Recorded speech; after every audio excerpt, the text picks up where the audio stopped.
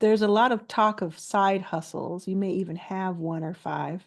But I thought I would do something kind of fun today, for me at least, and talk through all of the side hustles I've had. Now, I've had more than these 10, but I'm going to talk through them in order of the amount of money I made from them. And as we get towards the end, we will see more and more things that you may be able to apply. But really, you can do any of these if you're trying to make some extra cash. Okay, so the first one is paint numbers on house curbs so that pizza delivery people could see it easier. This one's for old school. This is one I used to do a long time ago, but it was something I came up with where I got some paint. I got some paint by numbers, like the number kind of templates, and I knocked door to door and asked in my neighborhood if I could repaint their numbers fresh on their curbs so that when people were delivering pizzas, they would see it easier from the curb. Now, I don't know if that would be great to do now, but there's definitely the need for these delivery drivers to get to you faster. I think I was paid like maybe $3 per number. So it was usually a three, four, or five digit number. And I would sit out there in the baking Texas sun and I would sit on the ground and paint these. It would take about 30 minutes each house. And of course, there was the selling and the walking and all of that. But it was interesting. I said I was raising money to buy a computer, which I was, and it taught me a lot about sales and people. The second one is stuffing envelopes with information like whatever the company needed, right? So I remember when I was a teenager, a teenager and young adult, I would find these gigs and either I'd find them like in the newspaper or a friend of the family would have something going on. And we would go on the weekends and there would be like a corporation or a law firm or an accounting firm, and they would have to send out thousands of physical letters. And so they would have a few of us just 8 hours for 1 or 2 days, folding envelopes, folding papers, putting them in the envelopes, sealing them, putting them in a pile, and moving on.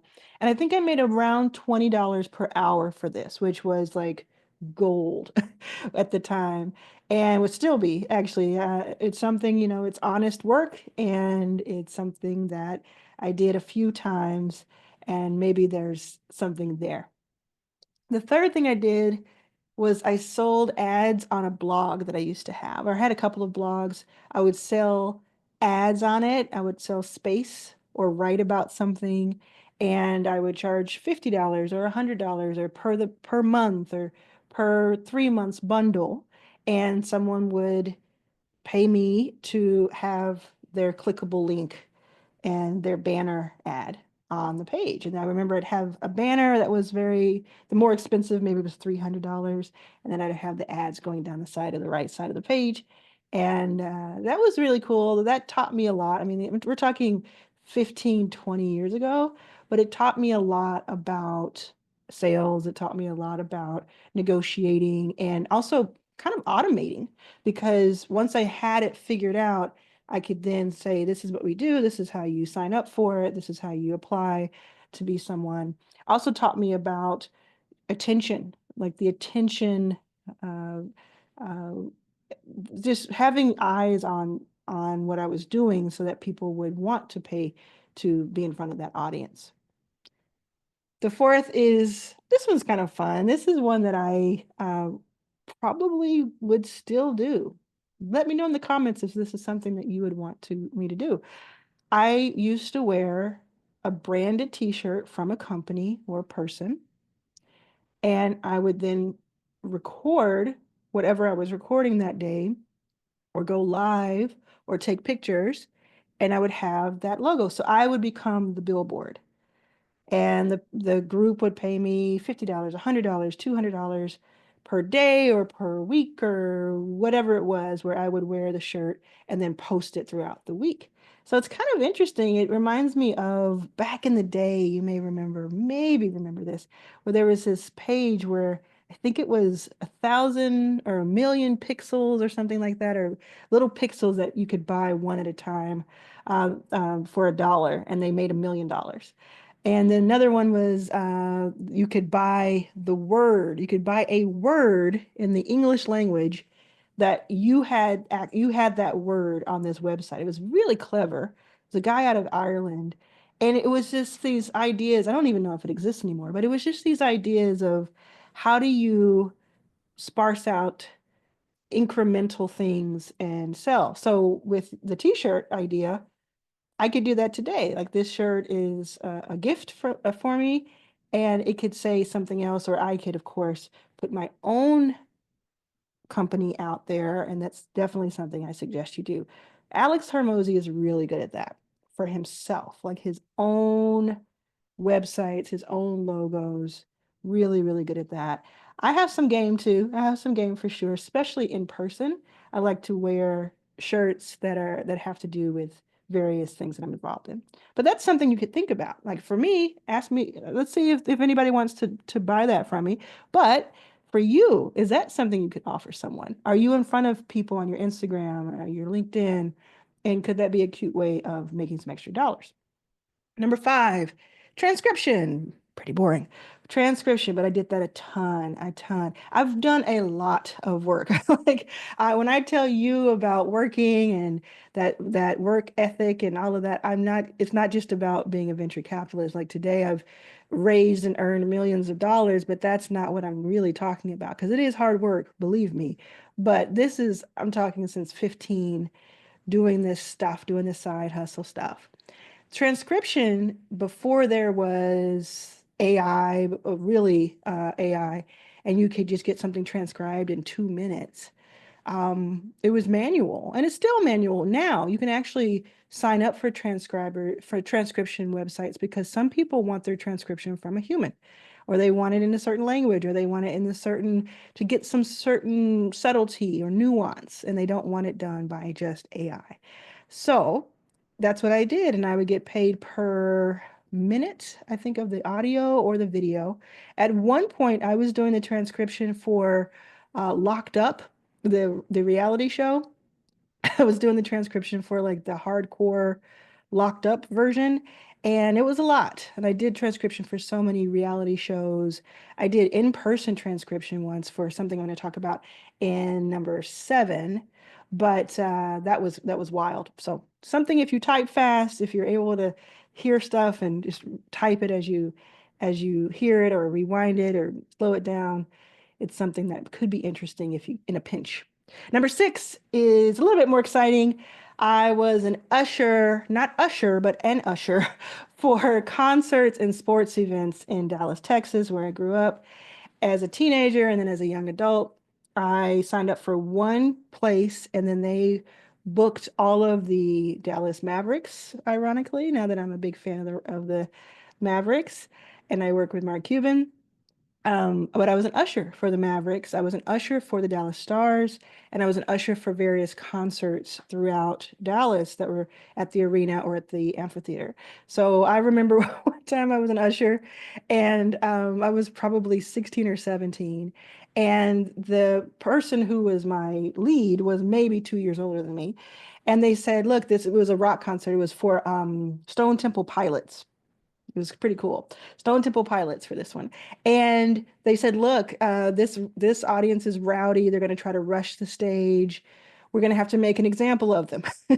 So they said to us, I remember it as clear as day. They said to us, when the first person rushes the stage or tries to rush towards the front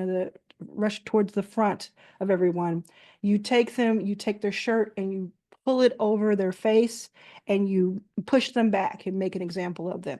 And I was like, what did you just say? What? We're security now?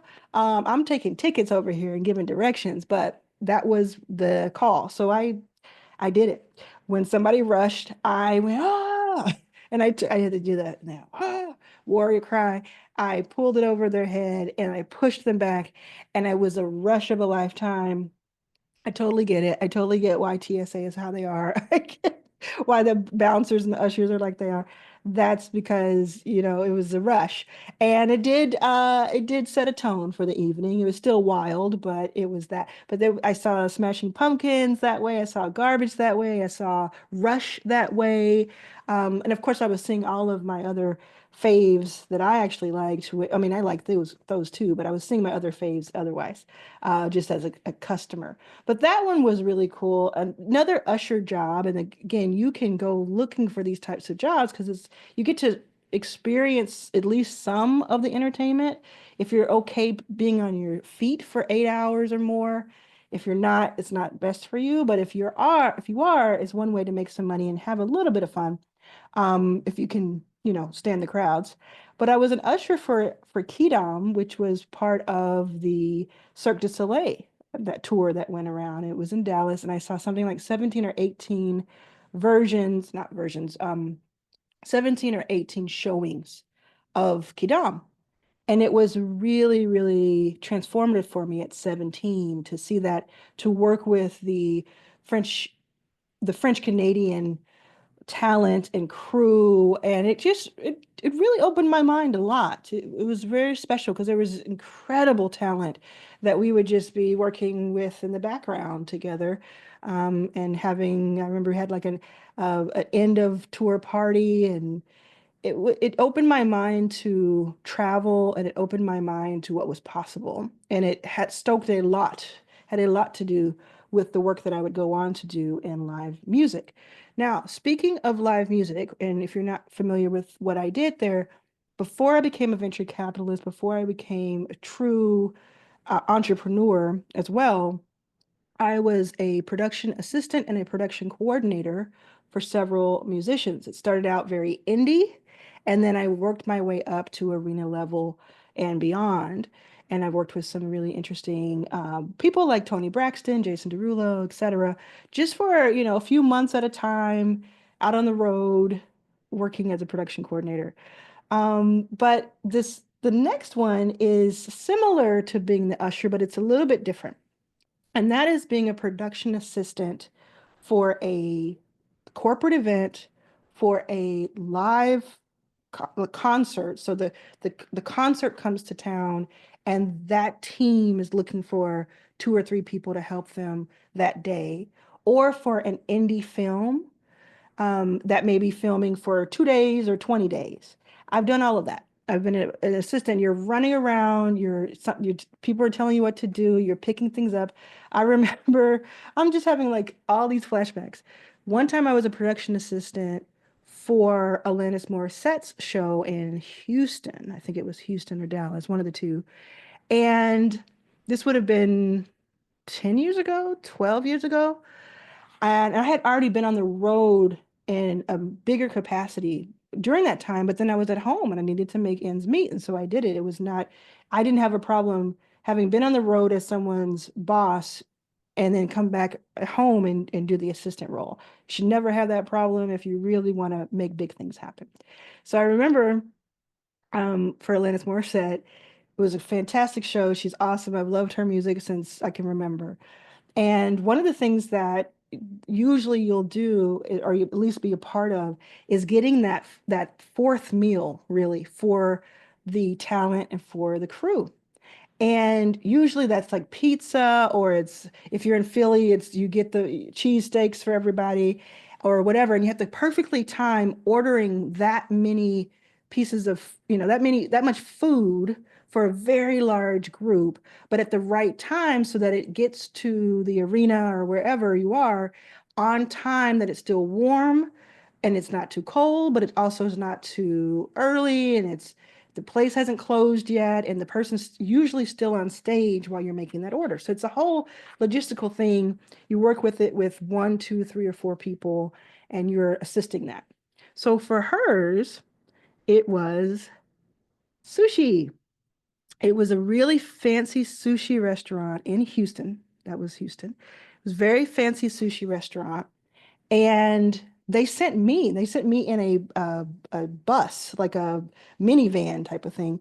They sent me to go pick up this sushi, and I went there, and it was about $300 worth of sushi for Alanis Morissette. And I still can't get over saying those words. And I walked in and I said, I would like to, because that was for her, and then there was pizza and other stuff for the whole group. And I said, I would like to pick up, I have an order for someone that's it's a pretty big order, but it's manageable, and I need to take it out. And this was such a fancy place that they said, no, no, no, no, no. They said, the chef does not allow the food to leave the kitchen. There's not a takeout establishment. So so I said, after having worked for maybe 10 hours and just ran around doing all kinds of grunt work, I said, and I got closer, I said, it's for Alanis Morissette. And they said, oh, one moment. And they run back to the kitchen. They come back. The chef would be honored to allow that. It was so, so cool because I showed my credentials from my little badge that I had from backstage. And it was one of those moments where you're like, yes, I'm with Alanis Morissette. So, and they got it all together and made it look beautiful. And then I took it back, and that was put onto her tour bus, which, hopefully she had a good time eating that. But that's the kind of thing you can do. And that paid you back in the day. So I don't know what it pays today, but it used to pay like between 150 and 250, depending on what it was. It was not a lot per hour, but it was, again, you get to see the thing for free. If you're considering it a side hustle and it's something that you're doing that is not your bread and butter, could be quite interesting. And I have met a lot of people who are ushers or production assistants at these events, and they're doing it. I've met people who are over 60 and they're doing it, they get a chair, they're doing it so that they can just have something fun to do. I've seen people who are all ages do it, where it's making them an extra $800 per week in addition to what they're doing, and they're only doing it for a certain amount of time, but it just shakes things up a little bit. And then there's always the indie film or the film that comes to town. I was a production assistant for The Biggest Loser when they came to Texas to film one of the families that were involved. It was a father-son team, and I was the production assistant there. It was such a crazy experience. I was also a production assistant for One Born Every Minute, which was on Lifetime, which had Jamie Lee Curtis as the voiceover about births in Columbus, Ohio. I have that should be its own video. I'll make its own video about that. If you let me know in the comments if you want me to tell you those stories, because boy, do I have them. Incredible stories from that time. And then the next one is number 8, is photography for casual family photos or engagements. I had a $150 1980 Minolta SLR that wasn't digital, of course. It was born the same year I was. And I would take people to the lake, wherever there was a lake. I would take lots of photos. This was when it was film and on print. So we get it printed and people could make options, they have options, but it was we used outdoor lighting. So I would just take my camera, I would charge 150, 200, $300, and maybe it would cost me $50 or so to get the prints and the film developed and all of that. But that's when you can just get creative with your creativity. Is there something that you do, something in music, something in painting, something in photography? Is there something you could learn to do that people need kind of on a regular basis, but it's not this like one of my things was I wasn't going to do a wedding because I felt like that is too high stakes for what I'm doing, but I do have a good eye and I do enjoy it. So can I have something more casual that if it doesn't work out, they can still have another way of doing it, but that I do have my own kind of vibe to it. And it worked out. It happened a lot. It was really fun. Number 9, consulting by the hour. Even at my brokest, even when I couldn't make two pennies rub together, I would think about, okay, what have I experienced? What do I know? What's the one thing that's one step ahead of the next person that I can just say, this is how you do that? Or maybe even I do that for free for you. But usually it was just jumping on a call for 30 minutes and just talking somebody through something. This is how you upload a video to YouTube, or this is how you start a blog, or this is how you do XYZ. And could it be $30 an hour? Could it be more? Now, I have many videos where I talk about doing this for $500, $1,000 an hour and more. But this is just to get you started, just so you can say, is there a way I can start doing this? and just get my feet wet and try. And if you don't want to start by charging someone, I highly recommend that you do this for free for one or two people, get some points on board, make some things happen for people, like help them, and then use their testimonials and that experience that you gained to then start charging. Now, number 10, and there's a bonus one after 10, so stick around. Number 10 is launch a low ticket membership. I talk a lot about memberships in general. There's so many ways to work with memberships. I'm very bullish. You'll hear me talk about it a lot. But the low ticket membership is one that I haven't talked too much about on this channel. Make sure you subscribe. Make sure you pass this on to somebody else you want to learn from me. The low ticket membership. What that means is I have an example. I have several memberships. They've made me six figures like in just a few weeks. It's been crazy. And I teach about that arlansallaccess.com, arlansallaccess.com. That's where I teach about this. But the low ticket one is I have one called List Builder Pro. So if you go to listbuilder.pro, you can see it in action. There's even a 7-day trial, so you can just really see what I do behind the scenes to kind of hack the way that you can see what I'm talking about. But it is, what is it, $9 per month or $50 per year at the time of this taping. It's low ticket, low price. And that's what I mean by low ticket, low price, but really valuable. So it helps you gain a lot of email list subscribers, which then goes on to be very valuable in almost anything that you do online. So it's a small enough number that people are very comfortable dabbling with it. There's a 7-day free trial, all of that. And when you're thinking about your low ticket membership could be like, you think about, do I want to have a 7-day trial, etc. And then the kicker is that 1 out of 3 people will sign up for the yearly on average right away. So then it becomes something like a $25, $20 to $25 per person value and the immediate. And when I did that, when I launched List Builder Pro, I think I made like $2,000 in the first 72 hours or something. And then 2/3 of that was recurring. And then, of course, you have people who leave and people who will come back and people stay. So you keep adding to it, but then you start to have that recurring revenue and it gets really, really interesting. So I teach all about high ticket stuff, thousands of dollars. I teach about free memberships and how to turn that into a lot of money. But this one in particular is a true side hustle. This one is, I may go in there maybe 30 minutes a week. I'll go into List Builder Pro. I've already set up the courses. It's on the platform that I use, which I teach about, which is School. It makes things really easy to do. And I go in there, I've already done the courses. I add to them. I always research a little bit, how can I make this better? I answer questions in the comments, but it's really low maintenance. And every single week, every Friday, in fact, I get a few $100s from this membership. And I'm not even trying to promote it that much. So if I were to like have something really going like a flywheel, I'm sure it would do one, two, $3,000 a month. So I know that you could do that too. I know that you could make that happen. So when I thought about what the topic of it should be, what type of membership, because people are always asking, what should my membership be about? I thought about for my other core membership and my other core offerings, what is something that if somebody learned this other thing first, they would then be better equipped to do well in the core offering? So I made a list. I went to ChatGPT. I got a lot of things figured out.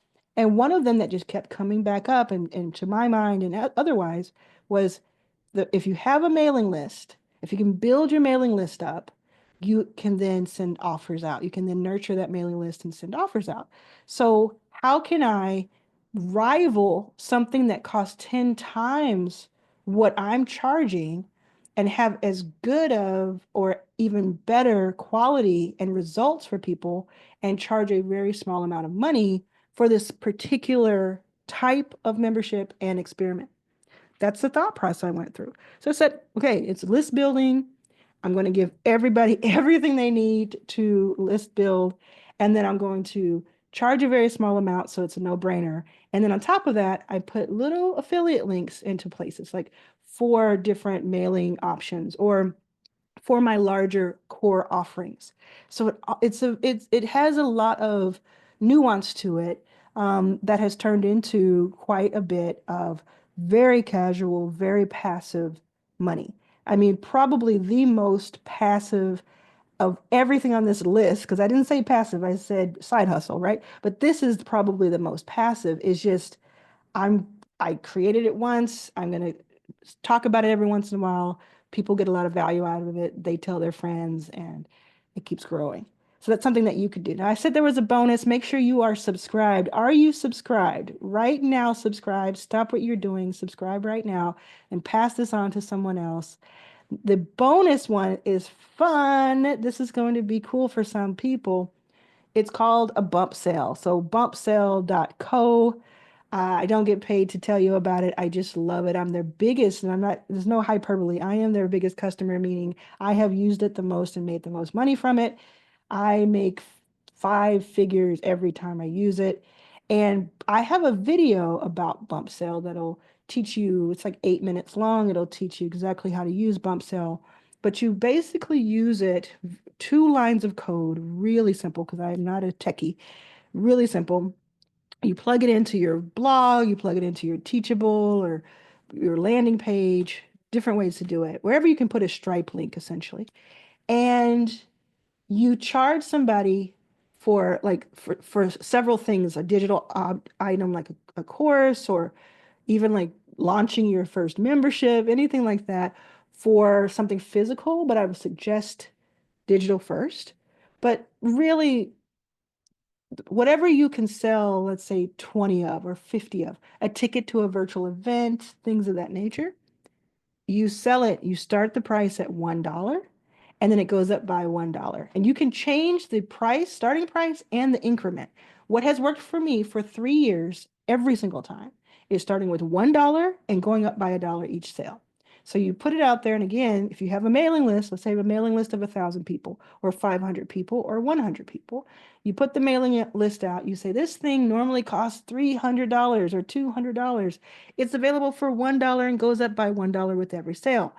They go to it, let's say 30 people buy it. The last person who bought it is paying $31.